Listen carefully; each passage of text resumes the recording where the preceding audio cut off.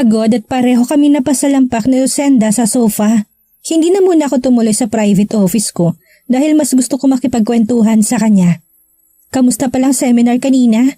Tanong agad dito pagkaupo namin ng maayos. Okay naman, mas gumagana ang pakiramdam at nakaka-good vibes din. Parang napapadalas ang pag-a-attend mo ng seminar na yun, Adeline, ha?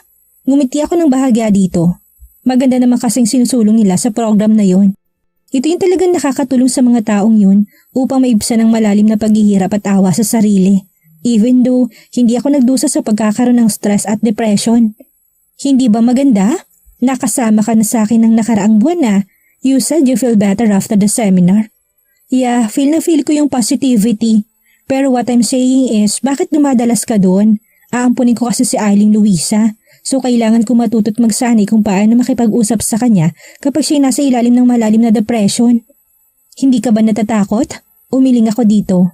Bakit naman ako matatakot? Mabait siyang tao. You know what, Rosenda, ang gaan-gaan na loob ko sa kanya. Gusto ko siyang tulungan. Napatunayan naman ding wala siyang sakit sa pag-iisip eh. Hindi mo pa kasi siya nakakausap, but I tell you, masarap siyang kausap at kasama. But Adeline, sa panahon kasi ngayon na hindi tayo basta-basta magtitiwala, lalo sa hindi natin lubusang kilala. Yeah, I agree with you, Rosenda, but I want to give her to live freely. Yung hindi siya habang buhay na makukulong sa shelter na yun.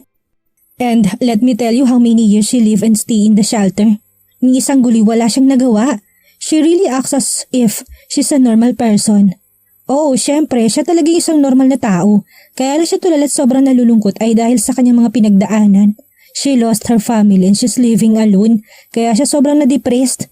Pero ngayon nakabangon na siya and she's totally fine. Ikaw ang bahala, basta ako concerned sa'yo ha. Ngumiti ulit ako dito. Thanks, just support me. Anyway, malapit ko na siyang iuwi sa bahay. Inaayos na lang medical records niya at releasing papers. Tsak namang pipirmahan at aaprubahan lalo ni Dr. Zorin Sanchez ang kanyang personal psychiatrist. Pagkarinig nito ang pangalan na Zorin ay bigla itong sumimangot at nangunot pang lalong noon nito. Kasama mo na naman ang anak ng dati mong boss? She rolls her eyes.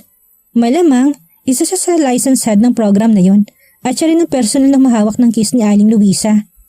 Bakit bang init-init ang dugo mo kay Zorin? Hindi ka naman inaano ng tao ha. Mabait yun, Rosenda. I hate him kasi naliligaw siya sa'yo. Hindi kaya kayo bagay? Umismit pa to sa akin. Kay Sir Hugo pa rin ako. Mahinang bulong nito na umabot naman hanggang sa tenga ko. What did you say? Wala. Nag-iwas ito ng tingin sa akin. Meron ka talagang sinabi eh. What is it? I raised my eyebrow. Kasi naman Adeline, hindi kayo bagay na doktor na yun eh. Bakit ba kasi hanggang ngayon ay naniligaw pa rin yun sa'yo? Aba, hindi ko alam sa kanya. Hindi ko pa naman sinasagot at isa pa wala pa sa bala kong pumasok sa isang relasyon. Masaya ako sa ganito. Single is better than being in a relationship. Masaya maging single, no? Mas masaya kayang in a relationship. Tulad namin ni Diego, we're a very happy couple and we're going strong. Masarap kaya may taong nagmamahal at nagkikare sa'yo. Di ikaw na. Ikaw nang may maayos na boyfriend. Sabi ko rito nakangiti ng bahagya. But I'm happy for you, Rosenda. And I support in your love life. She smiles. Thanks. Agad tong sumeryoso. Adeline, pwede magtanong? Ano naman yun? What if bigla na lang sumulpot sa Sir Hugo one of these days? Ano kaya magiging unang reaction mo? What if lang to ha? Biglang pumintig ang puso ko sa pagkarinig ng pangalang yon. I don't know how I'll react. And that's impossible. Tanging naisagot ko dito. Walang imposible, Adeline. Malay mo, susulpot lang agad yon. And gusto ko malaman ay kung galit ka pa rin ba kay Sir Hugo after he left you for a year? Napalunok ako. Walang alam si Rosenda sa totoong kwento namin ni Hugo. But when she heard half of our love story and the space I'm asking him, doon na siya nanukso sa akin sa kakatanong ng walang katapusang what if niya. It is me who asked the space between us. Kung ang tinatanong mo kung galit ba ako, no, I'm not Rosenda. Dahil nang hiniling ko sa kanya na lumayot dumistansya sa akin pagkatapos ng trahedya, hindi ibig sabihin na galit ako sa kanya. Ibig sabihin, nire-respeto kong sarili ko. Gusto ko mabuhay nang wala siya, Rosenda. Natutuwa ako nirespeto niya mga decision ko at tumalis siya. We need space at kailangan naming buuhin ang sarili namin na wala ang isa't isa. Kaya tama lang ang nangyari and look, I'm contented and happy all the time without him. Oo, marahil ay mukhang nagpapasalamat at matagumpay ka sa iyong panlabas na itsura. Ngunit ang katotohanan ay palagi kang malungkot sa panloob na itsura at sa puso mo. Ayaw mo mang sabihin pero yun yung nararamdaman ko sa mga kislap na mga mata mo, Adeline. Yun yung reality. Hindi ka totally masaya kasi ang totoo malungkot ka pa rin. Ngumiti ako rito ng bahagya, but the truth is my heart is always been in denial. Ayokong aminin, ngunit yun ang nararamdaman ko. Tama siya. Let's change the topic. Bakit ba nauwi sa kanyang topic na paniligaw ni Zorin sa akin? Nakangiti kong tanong dito. She rolls her eyes. Basta hindi talaga kay bagay na Zorin na yan. I'm always been big fan of you and my boss love team. Bilib na bilib kaya ako sa pagmamahal ni Sir sa'yo, Adeline. Nakita kong lahat ng pagmamahal niya at pagsisisi nung nasa ospital ka pa. Gumiti ulit ako dito. I have no comment about that matter. Dahil sa ngayon wala talaga ako masasabi. What if sumulpot na siya, Adeline? Ano kaya magiging reaksyon niyo sa isa't isa kapag magkaharap na kayo? I really don't know. Ayokong isipin ng mga bagay na yan, Rosenda. Lalo pat napaka-imposible na magkaharap pa kami. Taon na din ang lumipas. Sa tingin ko pareho na kami naka-move on. Kaya hindi ko na inisip na magkakaharap pa kami ulit. Talaga lang ha? Sa bagay, you don't sound bitter. But I guess may pag-asa pa rin ang naudlot niyong kahapon. Puro ka what if dyan eh. Basta, Team Sir Hugo pa rin ako, Adeline. You and him are really a perfect combination. Napapatawa pa rin ako at napapailing dito. Oo siya, ikaw nang bahalang humusga ng kwento ng buhay namin ng boss mong yon. Ayan tayo eh. Resulta ay nakakapanood mo ng mga kwentong may hango sa hindi totoong buhay. You must try watching tragic and reality movies. Ayoko nga. Sa movie na nga lang may happy ending eh. Ita tragic and unhappy ending ko pa rin ba? Duh, what a sad life it is. Basta sa love story namin ni Diego, I better pray and ask God to bless us happiness and our happy ending. Kasi masayang magmahal at mahalin ng totoong taong sa tingin mo'y para sa'yo. Sa tingin mo'y pinakamamahalin ka at aalagaan ka ng hanggang sa dulo ng walang hanggan. Katulad ng pagmamahal ni Sir Hugo sa'yo.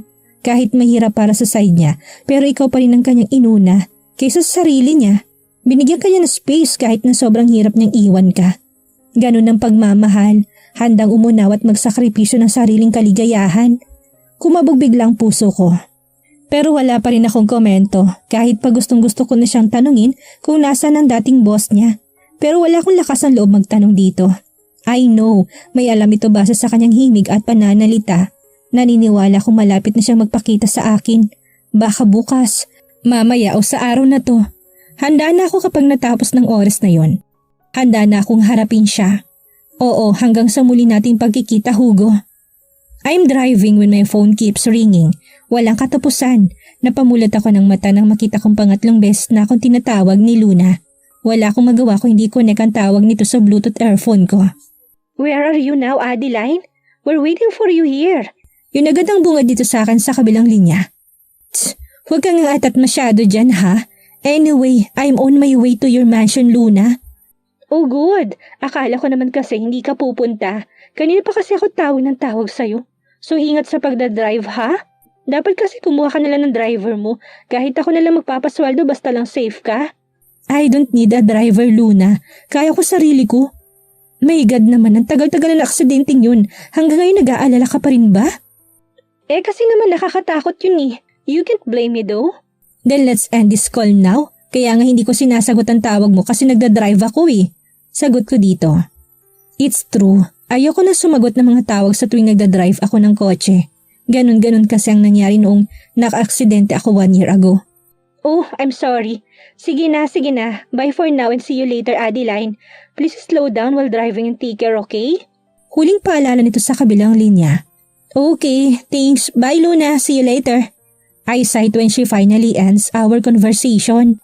Kanina pa kasi ito kulit ng kulit sa akin dahil nag-uumpisa na raw ang special birthday gatherings ni James. James turns 32 years old at ang fiancé na si Luna ay may pa-surprise birthday party para dito. She really wants to surprise him kasi may surprise rin daw itong sasabihin para sa kanyang mapapangasawa ngayong gabi. As a close friend, pupunta ako to support Luna. I'm so glad and thankful dahil nahanap na niyang lalaking magmamahal at mag-aalaga sa kanya. Hindi man maganda at perpektong naging simula nila ni James noon, at least ngayon naman ay bawing-bawi sila dahil mahal na talaga nilang isa't isa. They are happy living under the same roof together with their pretty Abby. Napapangiti ako nang maalala kong magandang batang yun. She's very talkative at her age now. Napaka-perfectionist din ko minsan. I mean palagi pala. Napakabibong bata. She's fierce and a very prim and proper princess. Nakakabilib ang pagpapalaki ni James sa anak nilang babae. Agad ako nagparking ng aking sasakyan sa bakanting parking area ng mansyon ng mga merkado. Tinabi ko yun sa isang magarang black Mercedes. Nang nasa pinaka-main door na ako ng napakalaking pintuan ng bahay ay kagad naman akong sinalubong ng ngiting-ngiting si Luna. She gives me a tight hug as if isang taon kami hindi nagkita. Oh, I'm glad you finally arrive.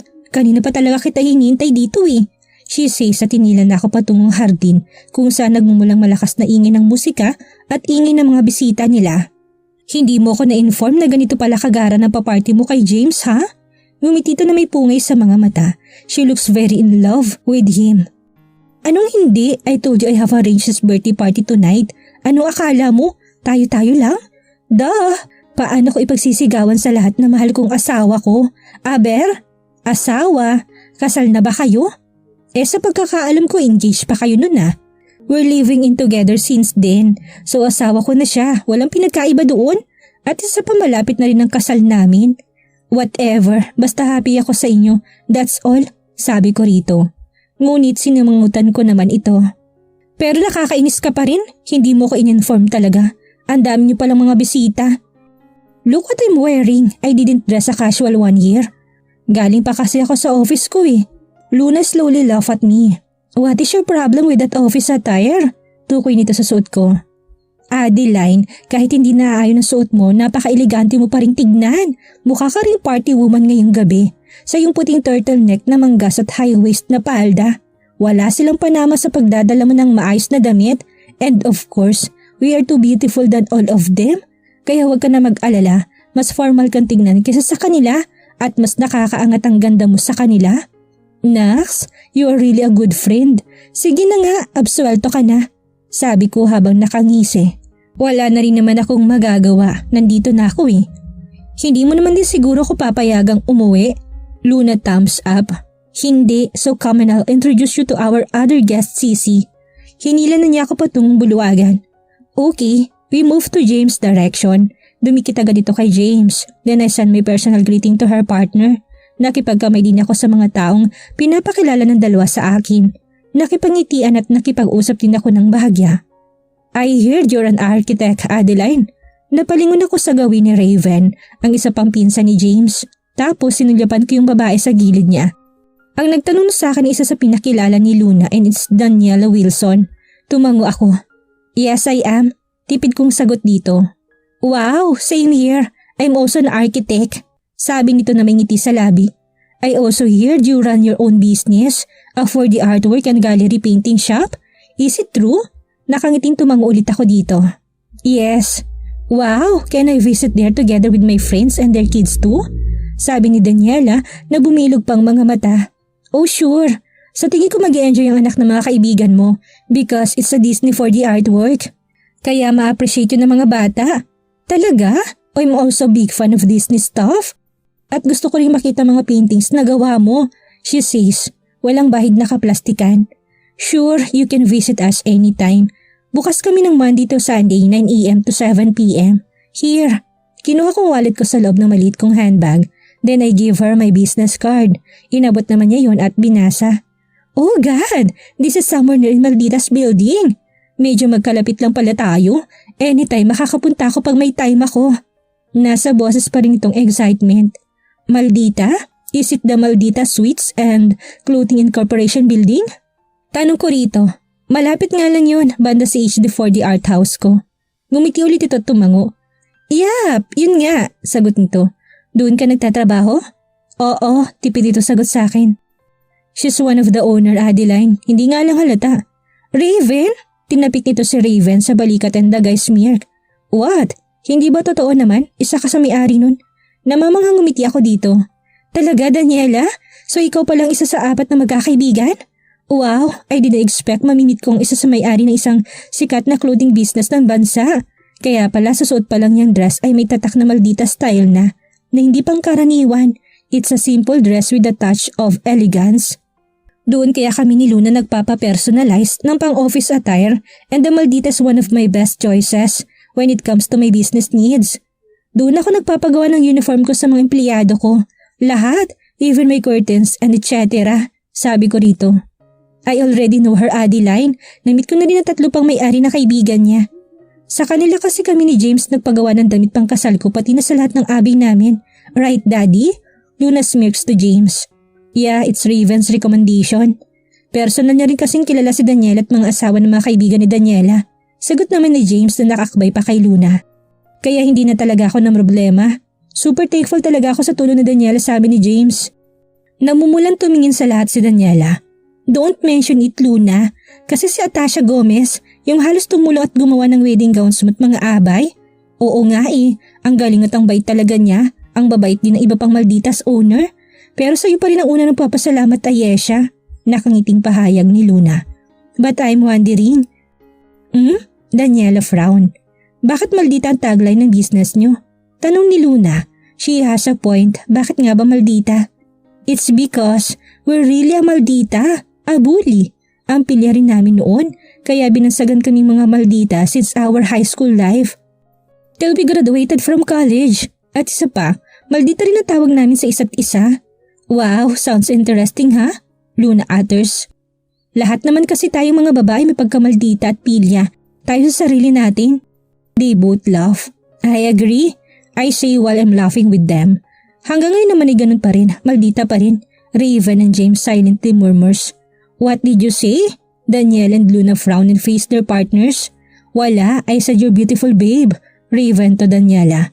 I said nagbago ka na ngayon mommy. James smirks and kisses Luna's forehead. I love you. Umayos ka dyan Raven ha? Don't babe me. Daniela to Raven. Umira pa to. Luna wildly smirks to his partner. Talaga lang ha? Napapailing na lang ako sa kanilang sweet moment. Sila na may masasayang kapareha. I excuse myself from them. Kumuha ko ng juice at naupo na muna ako sa isang tabi kung saan ang table namin. I see James entertaining his guest with Luna around him. Si Raven naman at Daniela may mga kausap. Hello po Tita Adeline. Good evening. A hyper and tiny voice appears. Ngumiting na palingon ako sa batang tumawag sa akin. Hi Abby, good evening. How are you baby? Parang prinsesa si Abby sa kanyang baby pink na damit. Hinalikan ni Abby ang magkabilang pisngi ko at niyakap niya ako ng matamis. I miss you tita. I'm fine. Kinis ko rin na makinis nitong pisngit niyakap ko nito ng mahigpit.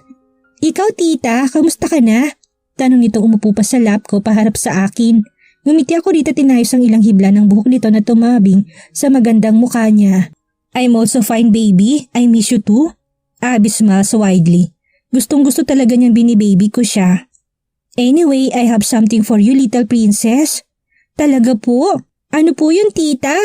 Tanong ng 6 na taong gulang na batang kumikinang pang-itim na mga mata sa kagalakan. Siya na rin mismong nagkalkal sa loob ng bag ko. Eto po ba yun tita? Ngumiting tango ako dito. Yap, hair clip. Bigla itong sumimangot at nawala ang ngiti nito sa labi. Tita Adeline naman I want something new po. I bought it yesterday. Bago to, I say. Inayos at sinuklay ko munang may pagkakulot ngunit unat nitong buhok. Then I put the hair clip on her hair sa side. See, you're too pretty kapag ganyang may clip ka. Smile baby, nakakapangit ang pagkasimangot. I want a candy and a lollipop tita. Marami na po akong clips sa loob ng room ko Mommy and daddy bought me something like this. Pati na rin ikaw Reklamo nito sa akin. So you don't want it? Tanong ko dito. Hindi naman sa ganun tita, but I want something new po. So you don't appreciate it? Pangalawang tanong ko dito. Medyo po. Nakakunot pa rin ang noon nito sa akin. Ngumiti ako tinaplos ang noon niya. Abby, dapat pahalagahan mo ng bagay. Even it's just a big or a small thing for you. Kahit pa ayaw mo't hindi mo type ang isang bagay na bigay ko sa'yo. Nakaka-hurt ng feelings yun and you hurt me. Sorry tita, she pouts. Thank for this. Tukoy nito sa hair clip na suot. Ngumiti ako at kinurot ang maliit niyang ilong at pisngi. You're welcome baby. Anyway, candy and lollipop are not good for you baby. Masisira lang ngipin mo doon. You want that? Kakainin at sisirain ng cavity ang white teeth mo. You have no longer healthy teeth and gums. Gusto mo ba yon? Tanong ko rito. Umiling ito. I love my teeth, tita. But I already consulted my dentist. Okay lang daw po kumain ng mga sweets. Basta magtututbrush lang daw po after I eat sweets and drink plenty of water. Yan po yung tips sa akin ng dentist ko, tita. Mas napangiti ako sa katabilan at katalinuhan ng anak nila James. Wow, very good. At least you know how to protect your teeth now. And yeah, you must do that, baby. The dentist is always right. So next time, tita, pwedeng sweets naman ang dalhin mo sa akin, ha? Tanong niya ulit ako tungkol sa matatamis na pagkain. I roll my eyes then she chuckles. Akala ko nakalimutan na niya. Ang dami sweet foods niyo sa loob ng ref niyo, di ba? Why don't you ask your yaya? Ginala niya kanyang mga mata tulad ng ginawa ko at pinagkuspan niyang kanyang maliit na braso. Kasalanan to ni Mom. Hindi ako pinapayagan ni Daddy sa pagkakataong to kumain ng matamis. Silang dalawa ni Mommy. Vegetables and fruits na lang daw ang kainin ko, tita. But I'm only kid, tita. I'm also a fan of sweet foods. Bakit ganun, tita? They won't allow me anymore. Also, my yaya doesn't allow me now. Dati naman okay lang kay daddy ko eh. Pagsusumbong nito sa akin. Because they love you and I love you, baby. You have to obey us. Kaya nga clip at headband and toys ang dinadala ko sa iyo eh. Because ayoko ring masirang ngipin mo tulad ng iniisip ng mami at daddy mo. Next time, I'll bring you some sweets. Huwag mo na lang ako sumbong kay mami mo, ha? Mapapagalitan tayong dalawa. Masaya itong tumango-tango sa akin. Opo, yay! You're the super best tita talaga. When she hugs me again and that makes me smile to the fullest. Narinig ko yun, Adeline, ha? Inispoil mo na naman si Abby. Nagkatitigan kami ni Abby nang marinig namin ang boses ni Luna sa hindi kalayuan. Oops! Hala tita, narinig tayo ni Mami. Sabi nito sa katinakpan ng kanyang munting bibig sa kanyang dalawang kamay. Abby looks very adorable. Kahit na kadalasan siya isang firm at brat na baby girl. Natatawa akong hinaplos ang ulo niya at nagtaas ako ng tingin kay Luna at James. There I see Luna's frowning forehead habang nakapamewang na nakaharap sa amin ni Abby. Mommy, hayaan mo na silang dalawa. Nagbabanding lang sila. James smiles and smirks while eyeing their daughter. Kuminat din dito si Abby at ngumitita sa mommy niya. Mapapailing na lang si Luna at bumuntong hininga. Okay, I allow you young lady. Pero hindi araw-araw. Ako pa rin masusunod sa oras at kailan ka lang pwedeng kumain. Wow, thanks mom. I love you. Then she faces me. You hear that, tita? Pwede na raw, sabi ni Mami Luna ko. Napapangiti pa rin ako sa kakulitan ni Abby. When Abby's around, hindi talaga mapuknat-puknat ang ngiti ko sa labi. May napapalingon dito sa likod niya at sa likod ko. Hinayaan ko to. Ngunit may hinahanap talagang mga mata nito. What are you looking at, baby? Si Tito Ninong ko po. Saan na kaya siya? Nakakunot ang noon nito. Halos mabaling leeg ko sa kakahagilap habang nakaupo pa rin sa mga hita ko. Naalala ko na kasama ko siya nang tumakbo ako at nakita kitang nakaupo dito. Daddy, nakita mo po ba si Tito Ninong ko? Dumating na kasi siya kanina eh. We played in talk already. Tanong nito sa ama. Nakita ko nagtataka nagkatitigan ng dalawa sa isa't isa't hindi nila sinagot ang tanong na anak nila. Nakita ko baby, your Tito Ninong is with your Tita Daniela right now. Ako na lang sumagot sa bata. Kumunot ang noon ito sa akin at napapailing. No, Tita Adeline, it's not my Tito Raven po. I mean po yung isa ko Tito Ninong. Sagot ito sa akin ay pinagtaka ko pa kung sino. Then who is it? I asked her habang napapakwarap ang aking mga mata. Alright, I think I know who is it. And is coming over here, baby. Sa harapan mo, James Utters. Tumingin naman sa likod kong bata sa kanamilog at naging islap ang kanyang mga mata. Tito Ninong, come here! Nakakawag pang mga braso nito. Tita, I'm looking for my Tito Hugo and he's here na po. Turo nito sa aking likod. I suddenly freeze, feeling cold and I pant. Bigla rin parang may bumara sa loob na lalamunan ko sa mga sandaling iyon and my heart is really beating slowly, going to a high speed. Oh, he's here. He's coming, says Luna. Hi everyone, good evening. Ang baritono at pamilyar na boses ang nagsasalita sa likod ko. Ano kayang gagawin ni Adeline ngayong matapos ang taong paglayo ni Hugo'y muli silang magkikita? Sa pagkakataong ito, muli kayo may pagpatuloy nilang naputo nilang relasyon? Yan ang ating aalamin sa susunod nating kabanata.